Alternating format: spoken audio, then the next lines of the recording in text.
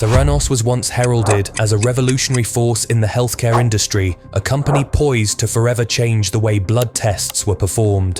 With promises of conducting hundreds of medical tests from just a single drop of blood, it captivated the imaginations of investors, patients, and the general public. At the heart of it all was its enigmatic founder, Elizabeth Holmes, a young entrepreneur with a bold vision. Aligned herself with very powerful older men who seemed to succumb to a certain charm. A black turtleneck reminiscent of Steve Jobs, and a uniquely deep voice that commanded attention. Holmes convinced some of the world's most influential people to back her vision, solidifying Theranos as a Silicon Valley darling. But behind the dazzling image and extraordinary claims lay a grim reality. The groundbreaking technology Theranos promised simply didn't work. Instead of acknowledging the issues, the company buried the truth, pressured critics into silence, and maintained a culture of extreme secrecy. The consequences were devastating. Patients received inaccurate test results, lives were put at risk, and public trust in innovation was shaken to its core. Ultimately, whistleblowers and investigative journalists exposed the fraud, leading to the company's downfall. In this video, we'll explore the rise and fall of Theranos, uncovering the story behind one of the biggest corporate scandals in recent memory. Don't forget to like this video and subscribe to our channel for more deep dives into fascinating and important stories. Elizabeth Holmes founded Theranos in 2003 when she was just 19 years old. A Stanford dropout, Holmes was inspired by her fear of needles and a desire to simplify blood testing. Her idea was ambitious. Instead of drawing multiple vials of blood through traditional venipuncture, what if a single drop from a fingertip could provide enough information to conduct a battery of tests? Holmes envisioned making healthcare more accessible, less invasive, and affordable for everyone. Holmes's personal image became a crucial part of Theranos' identity.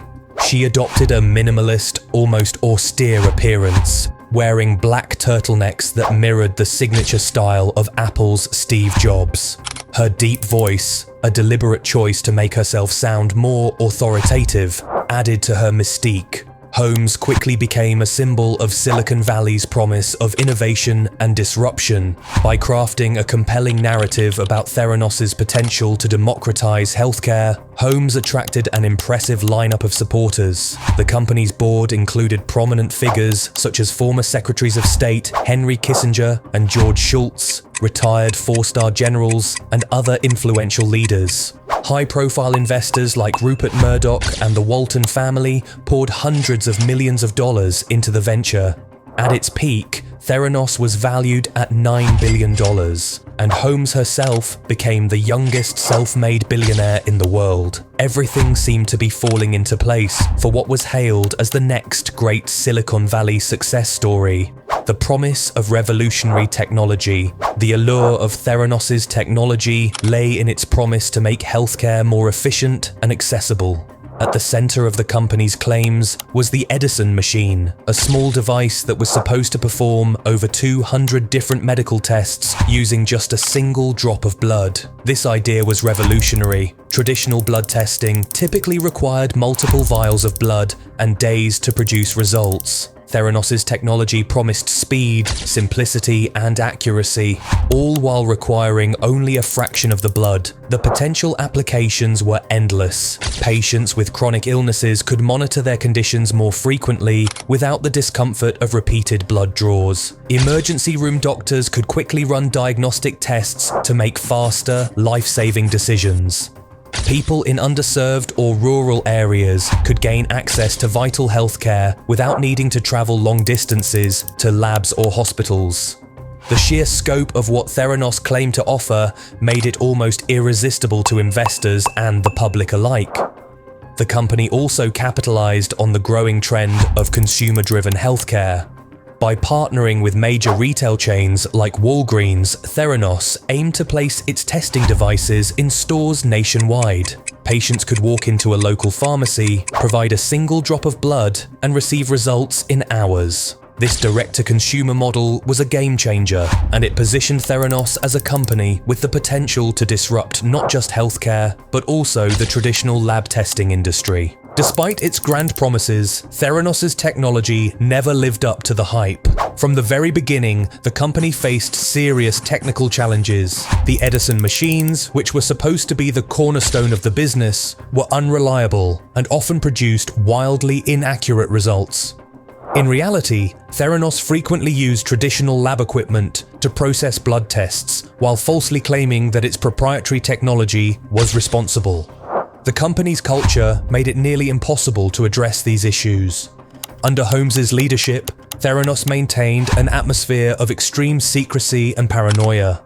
Employees were compartmentalized, with little understanding of what their colleagues were working on. Non-disclosure agreements and aggressive legal threats were used to silence those who questioned the technology or raised ethical concerns. Theranos also went to great lengths to control its public image, and journalists were fed tightly curated narratives about the company's success. When former employees or other critics spoke out, they faced intimidation and legal action from Theranos' aggressive legal team.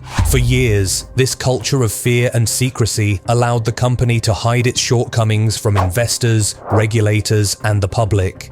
The deception wasn't limited to internal operations. Theranos misled its business partners, including Walgreens, by providing false data about the performance of its machines. The company also gave investors misleading projections about its financial health and technological capabilities.